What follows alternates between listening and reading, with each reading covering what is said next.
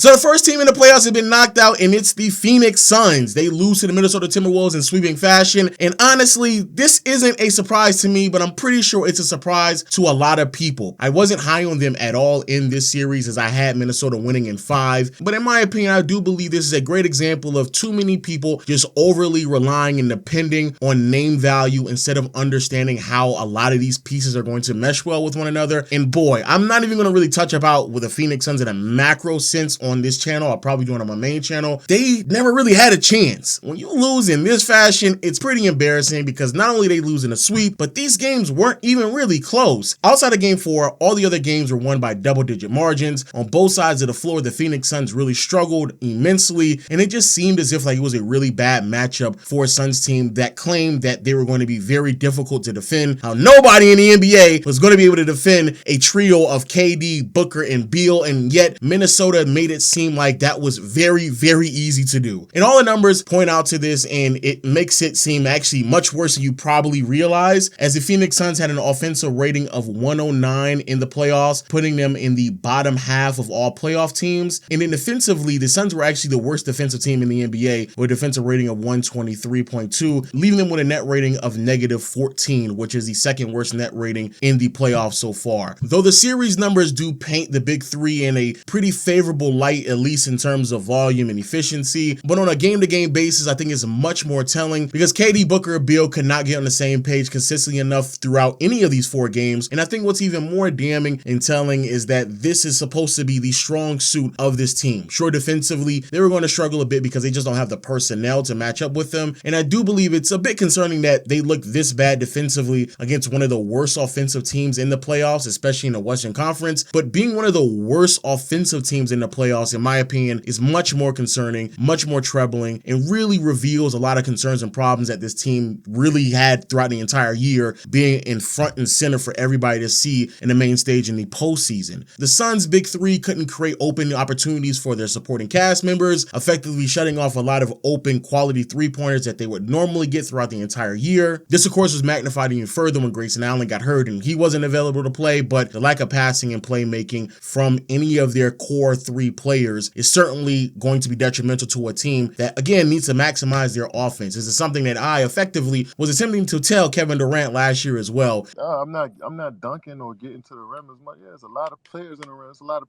people in the paint. You're trying to beat opposing teams on tough contested mid-range jump shots, and that's exactly how the Phoenix Suns play, not only in the series but also practically all year long. And now matching up against a Timberwolves team also made that very, very difficult for them to do as well. Furthermore, Rudy Gobert was on full display this series defensively because Jusuf Nurkic was basically pointless. I mean, Jusuf Nurkic, the build and who he is as a player, is probably one of the worst in the NBA right now. He's not effective in space. He's not athletic at all. He's not a good passer. Defensively, he's not there either. That archetype of a big that's supposed to be a low post presence is effectively useless, especially on a team where they're not going to give him the ball because there's other players on the team who are just going to be producing and scoring at a much more higher and efficient clip. It just didn't make any sense, but because Jusuf Nurkic spent so much time on the floor, it meant that Rudy Gobert, as a backline defender, rim protector, really thrived in this series, and you could see it through and through. And then also you have, from a coaching standpoint, Frank Vogel was way over his head.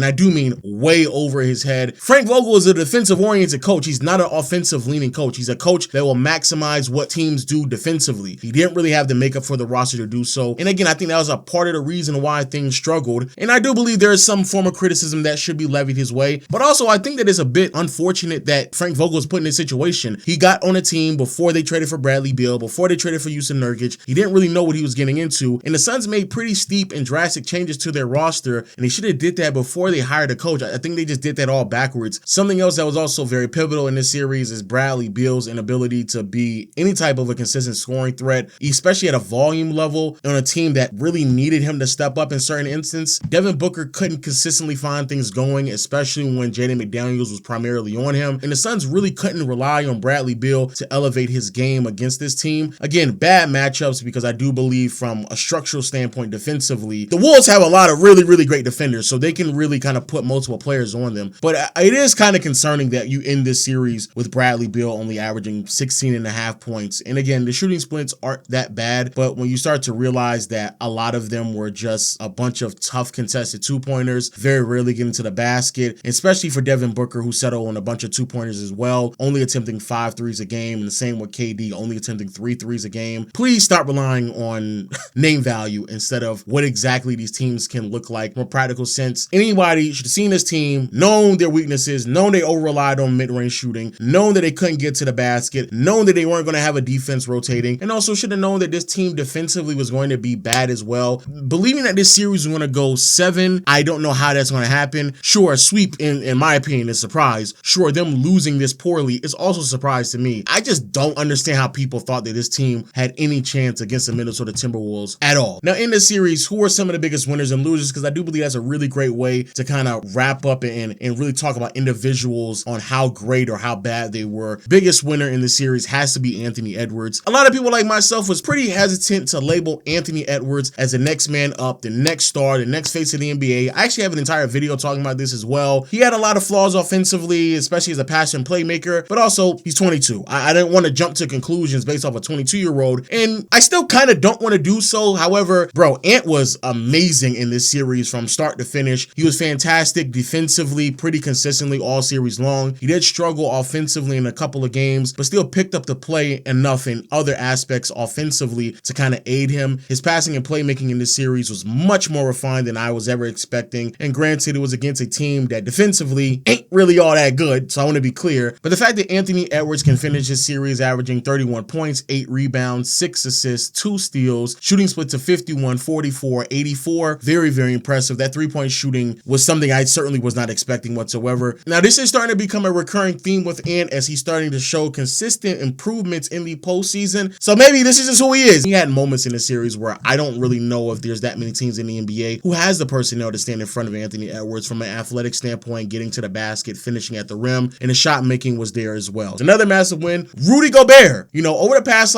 couple of years now, it has been like this running meme of this theme to just poke fun at Rudy Gobert and who he is defensively and how he gets played off the floor in the playoffs, which is completely unfair to Rudy Gobert, something that just isn't true whatsoever. He's finally on a team that looks much better from a defensive standpoint on the perimeter and thus makes him a better defender and the impact that he had. And I would go as far as to say that Gobert was a top 3 most impactful player in this series for both teams. Obviously Anthony Edwards, and then I would say KD, but what Gobert was able to do defensively, he was constantly always in action. He was always there protecting the rim. He was always a deterrent to Booker, Beal, and KD, and you can constantly see it, especially with use of Nurkic attached to the rim. Gobert was also attached to the rim, and it really altered and warped the perception of how aggressive a lot of the ball handlers, shot creators on the Suns were going to be able to get in terms of trying to get downhill and getting to the basket, which is something that they just couldn't do at all. This is really felt in game 4 because Gobert was in foul trouble, and I honestly believe that was the biggest reason why the Suns were able to get off a lot offensively in game 4. And when he was on the floor, how quickly a lot of those paint touches got cut off from Phoenix is actually very, very much so impressive. Gobert was also much more aggressive in this series, got a lot more opportunities to score, which is why he finished off looking much better than what he normally does in a series. He finished the series averaging 15 points, 11 rebounds, 61% from the field, actually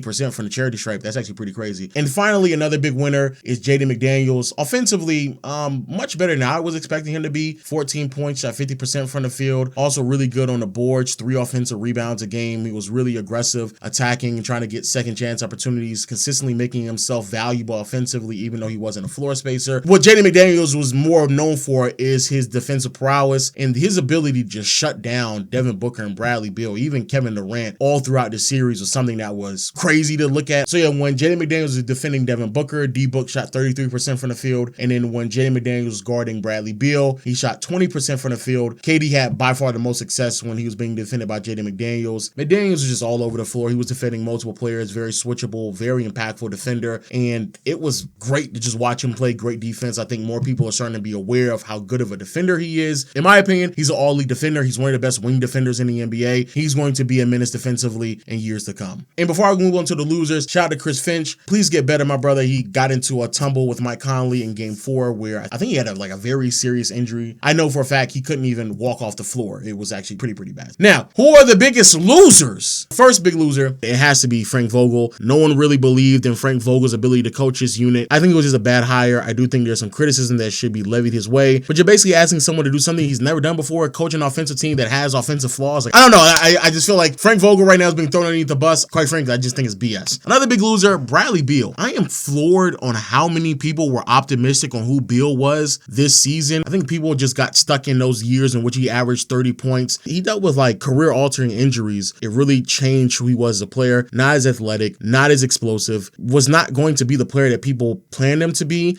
However, I didn't think he was going to be this bad because he was really, really bad. As many people wanted to make this a super team or a big three, the reality is that Bradley Beal is not playing at an all-star level anymore. He's not that good of a player anymore. Not saying that he's bad, but he's not as good as people make him out to be. He just wasn't able to consistently rise to that occasion. That is who Bradley Beal is, and I think people are starting to realize that more and more. Another massive loser in this series, Jusuf Nurkic. Jusuf Nurkic might be the second biggest loser. And to be honest with you, because I was going to say Devin Booker, D-Book getting clamped up by an elite level defender, that don't surprise me at all because I don't really think D-Book has had that type of like responsibility offensively, especially as a passer and playmaker and a volume scorer at the same time. I give a Booker a bit of a break, but Jusuf Nurkic, bro, this game was like really, really hard to watch out of him in game 4. And there was similar moments like this in game 3 where it was like evident, like genuinely Jusuf Nurkic was just unplayable. Couldn't finish around the rim, wasn't that great of a rebounder, couldn't operate in space offensively. He is pointless on the floor because Gobert is going to constantly be able to hang around the rim and be rim protection. It didn't make any sense to me at all how many minutes he got in the series and how he was being used. I just think the model of a player who is a low post scorer, doesn't really give you much defensively, isn't that great athletically, and really can't operate with like a two-man game really well or effectively. Like that's just a makeup of a player that just really should not exist in today's league in the sense of being a starting five. And I do believe, I'm going to say, I don't think Jusuf Nurkic is a starting five in today's league. I just don't believe that at all. He should be a bench player, a big body. Bro, like in a series where they need you to be an offensive threat, and that's what you're on the floor for. Jusuf Nurkic was not providing any value at all on either side of the floor. Bro, Jusuf Nurkic is just really, really bad in this series. Easily. The biggest loser in this series is Kevin Durant. I don't even like really want to get too deep into like narrative talk, but that is kind of like what this channel is about. I don't want to do like too much of a deep breakdown. KD, bro, there's like so many things that like are starting to be highlighted out of your career because of this series now. I'm already seeing on the timeline the fact that you have not won a closeout game since 2014 without Steph Curry. The fact that you've been swept not once but now twice in the last 3 years, both in the first round. The fact that you don't look like this all-time ridiculously great scorer when certain defenders are on you. I think it's starting to become pretty prevalent that you're just not the player that people thought that you were. The fact that I still had to argue with other people that you're not a top 5 player before this season even began is pretty frightening because to me, it's obvious. And honestly, I don't really think a lot of the comments that you make things even better because I think you put yourself in these compromising situations where you have to perform and you have to play at ridiculously high levels just for you all to compete. And in my opinion, I'm not trying to do that because I accept you for who you are. I'm just getting to a point where I just want people to stop trying to make you out to be someone that you're not, because then I do believe that expectations can taper a bit. What we just saw in this series shouldn't surprise anyone, and I think that people starting to recognize that more and more and more for who you are as a player. And I think that's where I'm not gonna go as far as saying what Colin Cowherd said, like how you're irrelevant in this space now. I don't think that's the case at all. If you are the Phoenix Suns, accepting who these players are is the best thing that you can do so you can try to change things for the better. And actually, I take that back. The biggest losers are the Phoenix Suns GMs and decision makers in that front office because you're fucked. I don't know what to do. The amount of things that this team has done to build this roster, for them to get knocked out in the first round is crazy, and they really can't do much of anything else. Bro, making the trades that you all did to get to this point in terms of roster construction just for this team to get knocked out in the first round is crazy. And on top of that, bro, this team is just going to get older and worse as time progresses because they're overly dependent on Bradley Beal and Kevin Durant, who are just naturally going to regress as players because because they're going to get older. I did not think that the Phoenix Suns were going to look this bad in this series. It doesn't surprise me that they lost in the first round. It doesn't surprise me that it ended this quickly. And it doesn't surprise me how they lost in particular. If you're this bad defensively against a mediocre offense, that really don't matter. I mean, at that point, it don't even really matter because there's just no way you're going to be able to keep up with that. But with that being said, let me know your thoughts in the comment section below. What do you think about the Phoenix Suns in this series? And are you surprised by this outcome? And also give me your thoughts about the Minnesota Timberwolves, Anthony Edwards, Rudy Gobert, and your thoughts on what may potentially happen in the second round. But until next time, I'll see you all later. Peace.